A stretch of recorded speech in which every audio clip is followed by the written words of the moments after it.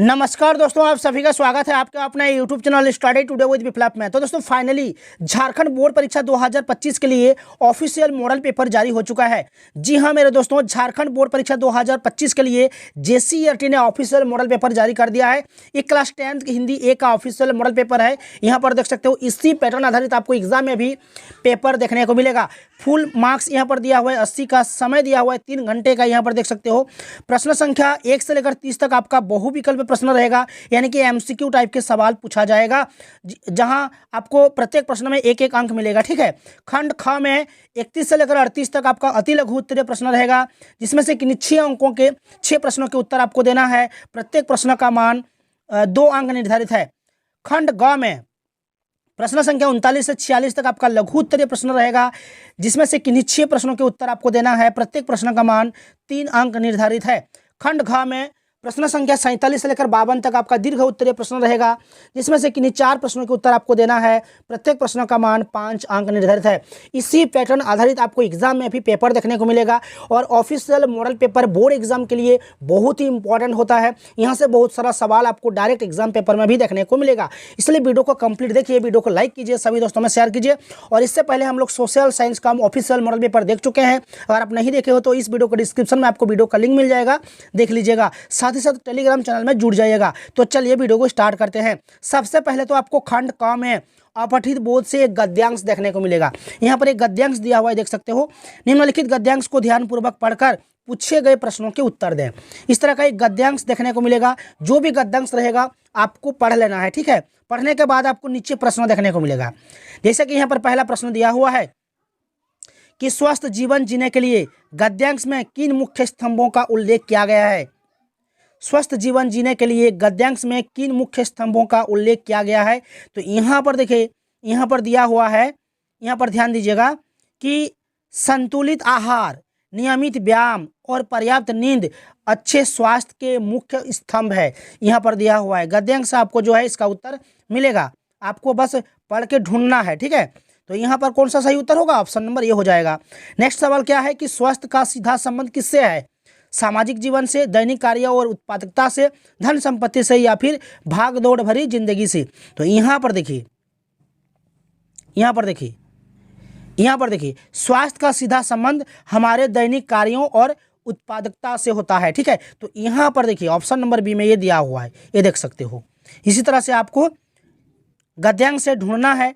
तनाव से बचने के लिए गद्यांश में क्या उपाय सुझाया गया है? अधिक काम करना, सकारात्मक सोच रखना, पर्याप्त खाना खाना, देर रात तक जागना। तो देखिए यहाँ पर देखिए, इसके अतिरिक्त तनाव से बचना और सकारात्मक सोच रखना ही स्वास्थ्य बनाए रखने में सहायक होता है। तो यहाँ पर साफ साफ लिखा हुआ है सकारात्मक सोच। तो यहाँ पर सकारात्मक सोच रखना, ठीक है, ये आपका सही उत्तर होगा। नेक्स्ट देख सकते हो प्रश्न संख्या 4 में एक गद्यांश से, पहला जो गद्यांश रहेगा वहाँ से आपको 4 प्रश्न देखने को मिलेगा। ठीक है। भागदौड़ भरी जिंदगी में स्वास्थ्य को नज़रअंदाज करने का क्या परिणाम हो सकता है? शांति और सुकून, दीर्घकालीन बीमारियों का खतरा, बेहतर उत्पादकता, अधिक ऊर्जा प्राप्त करना। तो यहाँ पर देखिए, आज की भागदौड़ भरी जिंदगी में कई लोग अपने स्वास्थ्य को नज़रअंदाज कर देते हैं, जिससे दीर्घकालीन बीमारियों का खतरा बढ़ जाता है। तो यहाँ पर कौन सा उत्तर सही होगा? दीर्घकालीन बीमारियों का खतरा हो जाएगा। इसी तरह से आपको 4 मार्क्स यहाँ पर आपको मिलेगा। ठीक है। नेक्स्ट जो रहेगा आपका एक पद्यांश रहेगा। अपठित बोध से एक पद्यांश भी आपको देखने को मिलेगा, जिस पद्यांश से भी आपको 4 प्रश्न देखने को मिलेगा, जिससे आपको 4 मार्क्स मिलेगा। ठीक है। तो देखिए, जो भी पद्यांश रहेगा आपको पढ़ लेना है। ठीक है। नीचे मैं प्रश्न दिखा रहा हूँ। प्रश्न यहाँ पर दिया हुआ है कि पद्यांश के अनुसार नारी के बिना क्या अधूरी है? पद्यांश के अनुसार नारी के बिना क्या अधूरी है? तो यहाँ पर देखिए, नारी है शक्ति, नारी है ज्ञान, नारी के बिना अधूरी है सृष्टि महान। तो यहाँ पर सृष्टि जो है हमारा सही उत्तर हो जाएगा। देख सकते हो, नारी के बिना क्या अधूरी है? सृष्टि। तो यहाँ पर ऑप्शन बी हमारा सही हो जाएगा। नेक्स्ट क्या है कि नारी को किसका प्रतीक बताया गया है? नारी को किसका प्रतीक बताया गया है? तो यहाँ पर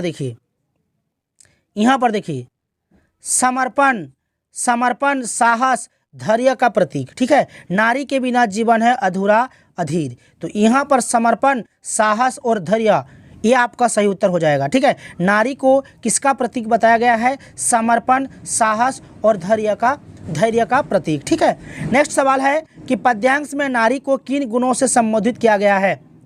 नारी को किस गुणों से संबोधित किया गया है? तो यहां पर देखिए,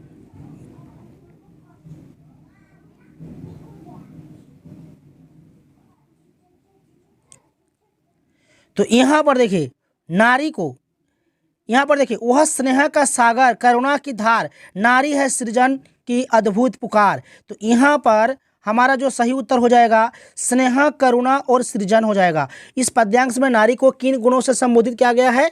स्नेह से, करुणा से और सृजन से। ठीक है, नेक्स्ट हमारा सवाल है कि नारी के सपनों के लिए क्या आग्रह किया गया है? उन्हें दबाने का, उड़ान देने का, उन्हें नज़रअंदाज करने का, उन्हें सीमित रखने का। तो यहाँ पर देखिए, सम्मान दो, नारी को पहचान दो, उसके स्वप्नों को उड़ान दो। ठीक है, तो यहाँ पर उड़ान दो, तो ये आपका सही उत्तर हो जाएगा। नारी के स्वप्नों के लिए क्या आग्रह किया गया है? उन्हें उड़ान देने का।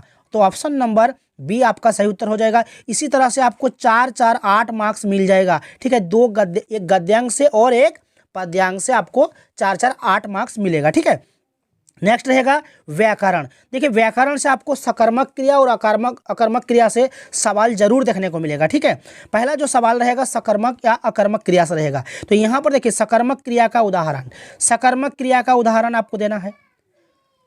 तो सकर्मक क्रिया किसे कहते हैं? जिसमें कर्म हो। तो यहाँ पर देखिए, बच्चा रो रहा है, पक्षी उड़ रहा है, चंद्रमा चमक रहा है। तीनों वाक्य में कर्म नहीं है, क्रिया है। रो रहा है, उड़ रहा है, कौन उड़ रहा है? पक्षी उड़ रहा है। तो एक क्या है हमारा यहाँ पर? कर्ता है। ठीक है, चमक रहा है, चंद्रमा चमक रहा है। यहाँ पर देखिए, मैं खाना खा रहा हूँ, मैं एक कर्ता है, खा रहा हूँ क्रिया है। क्या खा रहा हूँ? खाना खा रहा हूँ। तो ये खाना जो है ना, ये आपका क्या है? कर्म है, इसलिए यहाँ पर सकर्मक क्रिया हो जाएगा ये। ठीक है, जिस वाक्य में मतलब कर्म रहेगा ना, तो वो हो जाएगा आपका सकर्मक क्रिया। तो यहाँ पर देखिए, सकर्मक क्रिया और अकर्मक क्रिया में मुख्य अंतर क्या है? सकर्मक क्रिया और अकर्मक क्रिया में मुख्य अंतर जो है ना, आपका कर्म की आवश्यकता में है। ठीक है, कर्म रहेगा तो सकर्मक होगा, कर्म नहीं रहेगा तो अकर्मक होगा। इसलिए सकर्मक क्रिया और अकर्मक क्रिया में मुख्य अंतर क्या है? कर्म की आवश्यकता। ठीक है, तो ऑप्शन नंबर सी हमारा सही होगा। नेक्स्ट सवाल है कि सकर्मक क्रिया में हमेशा क्या होता है? एक कर्ता, एक कर्म, एक वाक्य या फिर एक काल। देखिए, सकर्मक क्रिया में हमेशा होता है एक कर्म होता है, इसलिए ऑप्शन नंबर बी हमारा सही होगा। नेक्स्ट सवाल कि निम्नलिखित में से किस वाक्य में क्रियापद का उपयोग हुआ है? तो क्रियापद देखिए, बड़ी मिठाई, यहाँ पर क्रिया नहीं है। हरे भरे पेड़, यहाँ पर भी क्रिया नहीं है। नदी का किनारा, यहाँ पर भी क्रिया नहीं है।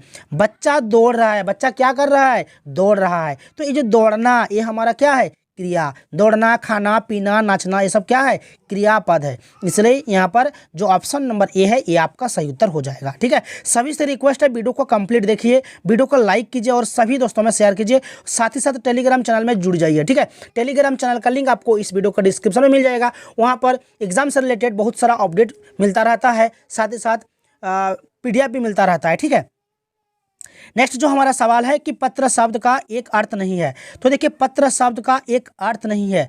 तो यहाँ पर पत्रिका है, पत्ता है, चिट्ठी है, पुस्तक।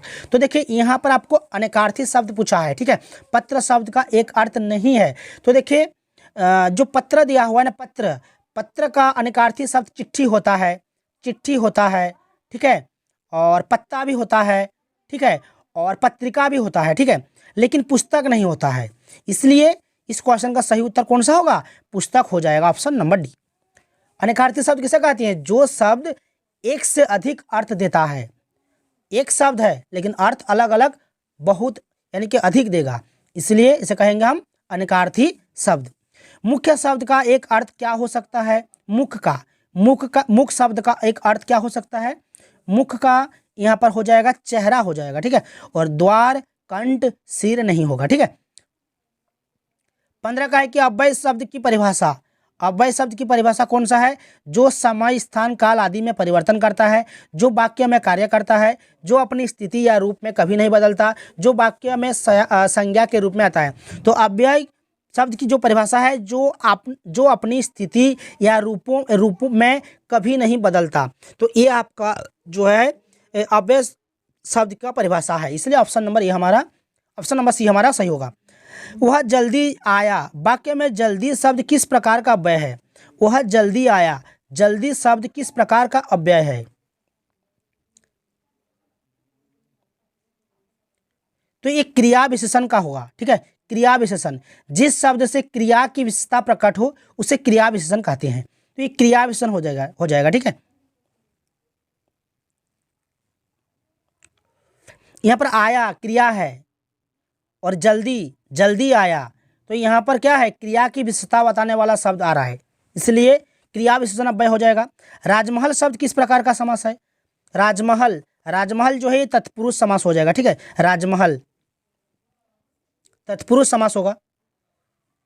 नेक्स्ट हमारा सवाल है, बहुब्रीहि समास किस प्रकार के पद होते हैं? बहुब्रीहि समास, देखिए समास में आए पदों को छोड़कर जब किसी अन्य पद की प्रधानता हो उसे हम कहते हैं बहुब्रीहि समास। तो यहाँ पर जो दिया हुआ है देख सकते हो, समास का अर्थ दोनों पदों से अलग हो उसे हम कहेंगे बहुब्रीहि समास, ठीक है।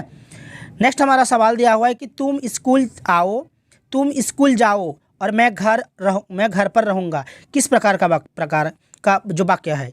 तुम स्कूल जाओ एक वाक्य है, मैं घर पर रहूँगा ये एक वाक्य है, बीच में और जुड़ा हुआ है, तुम स्कूल जाओ और मैं घर पर रहूँगा। तो ये जो है ना, ये हमारा क्या होगा, संयुक्त वाक्य है, ठीक है। दो वाक्य जुड़ा हुआ है तो इसे हम कहेंगे संयुक्त वाक्य। बीच में और देख सकते हो और लिखा हुआ है, ठीक है, ये जुड़ा हुआ है। मैंने उसे बुलाया क्योंकि वह देर से आया था, मैंने उसे बुलाया क्योंकि वह देर से आया था। तो ये हमारा क्या हो जाएगा, ये हमारा मिश्र वाक्य हो जाएगा, ठीक है। मैंने उसे बुलाया क्योंकि वह देर से आया। मैं अलग से वीडियो बना दूंगा, ठीक है। संयुक्त वाक्य, सरल वाक्य और मिश्र वाक्य से रिलेटेड सवाल रहेगा, सकर्मक और अकर्मक क्रिया से रिलेटेड सवाल रहेगा और अव्यय से सवाल रहेगा, ठीक है। अलग से ग्रामर से जो है अलग से वीडियो बनाया जाएगा, सिर्फ उस वीडियो में ग्रामर से रिलेटेड क्वेश्चंस रहेगा, एमसीक्यू टाइप के सवाल रहेगा, ठीक है। नेक्स्ट जो सवाल रहेगा खंड ग से रहेगा। खंड ग में आपको पाठ्य पुस्तक से गद्यांश देखने को मिलेगा। जो भी गद्यांश रहेगा आपको पढ़ लेना है, नीचे आपको प्रश्न देखने को मिलेगा। गद्यांश में लेखक को किस बात का दुख हो रहा है? कौम की मानसिकता और अपने देश के प्रति उनकी निष्ठा, चश्मे की कमी, सुभाष चंद्र बोस की मूर्ति के बारे में, अपने जीवन के फैसलों के बारे में। तो यहाँ पर देखिए, यहाँ पर जो गद्यांश दिया हुआ है कि बार बार सोचते क्या होगा उस कौम का जो अपने देश के खातिर घर गृहस्थी, जवानी, जिंदगी सब कुछ होम देने वालों के पर भी हंसती है। तो ये जो है ना आपका किस पार्ट से है? नेताजी का चश्मा उस पार्ट से है, ठीक है। तो यहाँ पर कौन सा उत्तर सही होगा? गद्यांश में लेखक को किस बात का दुख हो रहा है? कौम की मानसिकता और अपने देश के प्रति निष्ठा, ये आपका सही हो जाएगा। नेक्स्ट सवाल है कि गद्यांश में लेखक का यह विचार सुभाष की आंखों पर चश्मा नहीं होगा का क्या अर्थ है? सुभाष की आंखों पर चश्मा नहीं होगा, इसका अर्थ होगा सुभाष चंद्र बोस की मूर्ति में कई कमी थी, ठीक है। तो ऑप्शन नंबर बी हमारा सही होगा। 2 सवाल पूछा जाएगा। नेक्स्ट फिर एक गद्यांश रहेगा। बेटे के क्रियाकर्म में तूल नहीं किया, पतहू से ही आग दिलाई उसकी। तो ये जो है ना आपका बाल गोविंद भगत पाठ से लिया हुआ है, देख सकते हो। नीचे सवाल है कि भगत का निर्णय क्या था? पतहू को घर में ही रखने का, पतहू की दूसरी शादी कराने का, या पतहू को घर से बाहर निकालने का, या पतहू को छोड़ देने का। तो सही उत्तर होगा पतहू की दूसरी शादी कराने का, ठीक है। पतहू ने क्या कहा था जब भगत ने उसे घर छोड़ने के लिए कहा? पतहू ने कही थी कि मैं आपके लिए बुढ़ापे में भोजन बनाऊंगी। यहाँ पर देखिए लिखा हुआ है, आप लोग पढ़ लीजिएगा, ठीक है। इधर पतहू रो रो कर कहती है कि मैं चली जाऊंगी तो बुढ़ापे में कौन आपके लिए भोजन बनाएगा? बीमार पड़े तो कौन एक चुल्लू पानी भी देगा? मैं पैर पड़ती हूँ, मुझे अपने चरणों से अलग नहीं कीजिए। तो ये आपका सही उत्तर हो जाएगा, ठीक है। नेक्स्ट रहेगा आपका एक पद्यांश रहेगा, पाठ्य पुस्तक से एक पद्यांश रहेगा। तो जो भी पद्यांश रहेगा आपको पढ़ना है, ठीक है। नीचे सवाल है कि गर्भन के अर्भक दलन, ठीक है, में अर्भक का क्या अर्थ है? तो अर्भक का अर्थ यहाँ पर क्या होगा? अर्भक का हो जाएगा बच्चा, ठीक है। महीप कुमार किसे कहा गया है?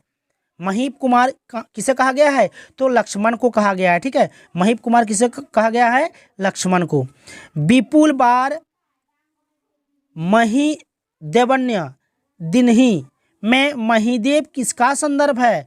महीदेव, महीदेव किसका संदर्भ है? तो ये महादेव शिव का। ठीक है, महीदेव किसका संदर्भ है?